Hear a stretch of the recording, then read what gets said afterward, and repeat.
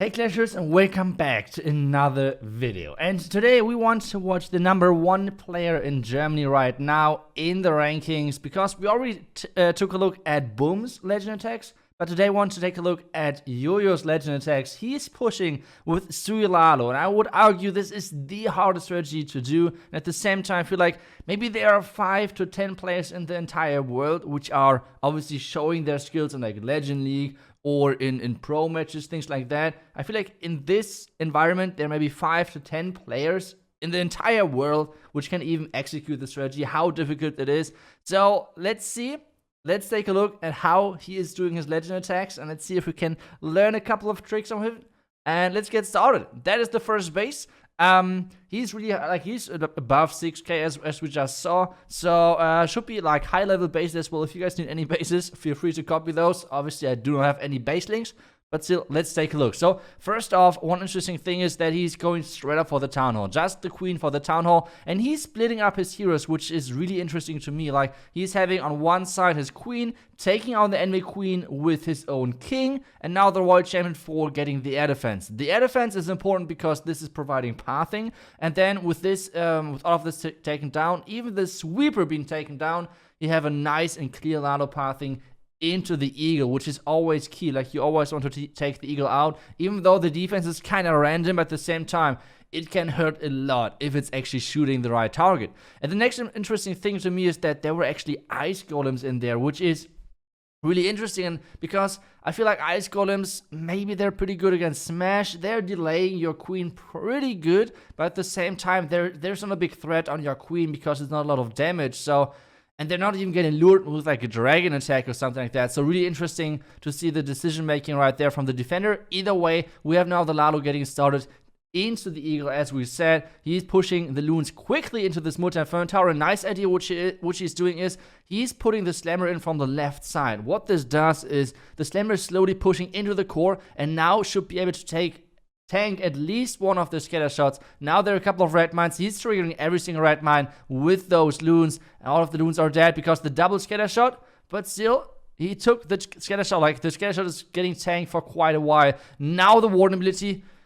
Just take a look at that Warden ability. That was amazing. Warden ability is covering everything. Now the loon splits on the back end are perfect.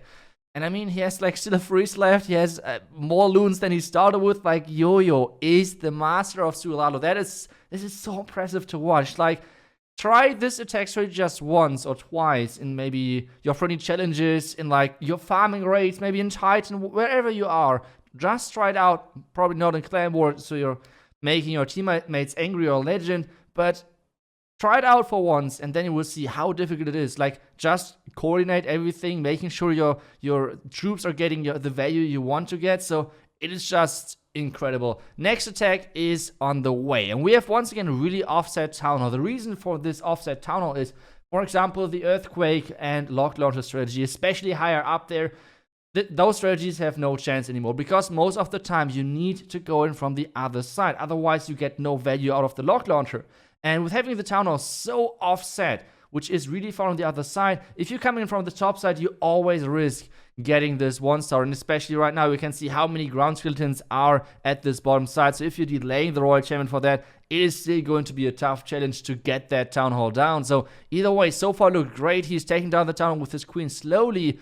And then he still has the Royal Champion left to make the next move. So far looks good, I would say. But at the same time, he did not take care of a lot. Maybe only 60%. And the majority of those percentages were like trash buildings, like collectors, storages, things like that. So let's see if that's enough. The next thing, what it seems like, he's going for luring out the Clan Castle, making sure the Clan Castle is on the edge of the base. And he says the Royal Champion. So my guess would be that the Royal Champion is now going to be placed really soon. He's going to take that Clan Castle out. Maybe with the Bowler, maybe with the Baby Dragon. Seems like the Baby Dragon is the choice. I already noticed the Bowler already got deployed. So nicely tanking those Headhunters with the Loon, making sure the Baby Dragon can do his thing. Now the Royal Champion in there as well. And I think he wants to have the Royal Champion transitioning into the Lalo, taking down the multi-inferno tower and the enemy Queen. This is what it looks like. And I think so far, it is hard to say. I mean, yes, obviously, this is like the pretty classic base with like 4 ground expos. So this is pretty common. But at the same time, he did not take care of a lot, to be honest. So let's see if that was enough for Jojo to take down this base. The Lalo, once again, coming in from the top side. He's placing the Warden at the top side as well, which is interesting because I would have thought that he's placing the Warden in combination with the Royal Champion. But instead, he's just going in with the Warden at the top, trying to freeze the Sweeper and the Scatter. Great freezes, coming with the Lalo as well already from the top left side, pushing everything inside. Warden ability still not used at this point. Next raid, he's just keep raging those troops through the core with the Headhunters in the Warden ability as well. And now there's only this back-end Scatter. Like, this back-end Scatter is being scary, yes, but at the same time, that's the only big threat at this point left. And it's getting tanked by the Dragon. This is looking really good for Jojo, and I think this should be the next 3-star for him, as long as time should be enough. But he has like 35 seconds left for only like 10% of the base. So I think this is going to be the next 3-star for Jojo. I just love watching those pros with the Sui Lalo. It is just incredible to watch. And once again, as I said, the Lalo, I would have never thought like this would be still possible. Probably my Sui would have looked pretty similar, but at the same time, my Lalo, never ever, not even close. And now we have the next base, which are one of those ring bases. And to be honest, whoever already attacked with Lalo, they look pretty easy for a smash. Most of the time, they're not the hardest bases for smash attacks, but for Lalo, especially with like those core multi-inferno towers, it is the worst. It is so hard to deal with that. So let's see if Jojo can do that. This is like, those ring bases are one of the toughest bases to attack with Lalo. And that's kind of unfortunate, but well, let's see if Jojo can deal with this.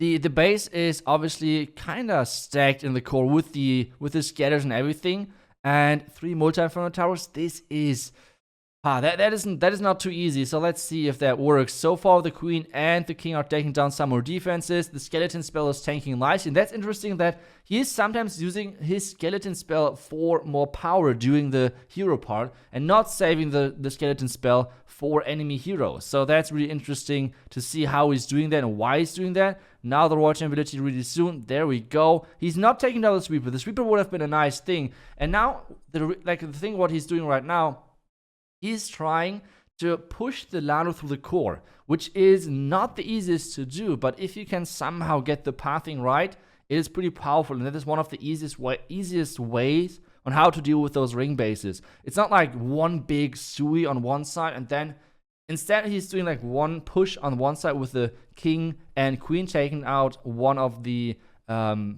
defending air heroes like the Queen. But now he's taking down the other side as well, which means the Lalo and the Hounds especially have to go through the base, through the core, and soak up every single red mine. So now he's getting started once again using the Slammer on the side of the Scatter. That is really, really important. Now the next few Hounds are coming in. He is saving the Ice Hound for the backhand. And as we said, let's take a look. As soon as the air defense is going down, most likely those Hounds are just going to get hasted through the base. Let's see how many traps they can soak up. Oh, the Hound is now getting speeded through. There it goes. Ton of traps. Tornado trap as well. That is nice. The Rage is nicely covering everything. There's a group of loons at the top going for the Town Hall. At the bottom as well. Now the back end with the Hound to tank everything. And this, not sure. Yes, this is the multi-inferno to deal with. A lot of traps in there. But is this enough? The Ice Hound is tanking nicely. Now the Skeleton spell, making sure the enemy Royal Champion is going down. The Headhunter in as well. He's just keep freezing the back end Ground Expo, which is nice because this means the Ground Expo cannot lock onto this Headhunter. And guys, this somehow did work. It did not look like that in the beginning. I feel like the Sweeper would have been a huge deal to take that out. But at the same time, it worked. So great job once again to Jojo, getting it done once again on this base. I really like the pathing, the preparation in this attack, like taking out one side of the base, one side of the ring corner base, whatever, and then the other side as well to push his Hounds through the base.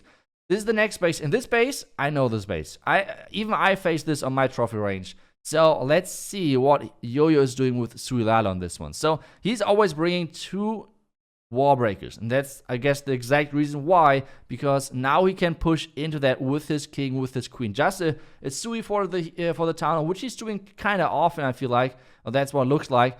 Then, obviously, the King ability early, just making sure that the Queen is not taking too much damage.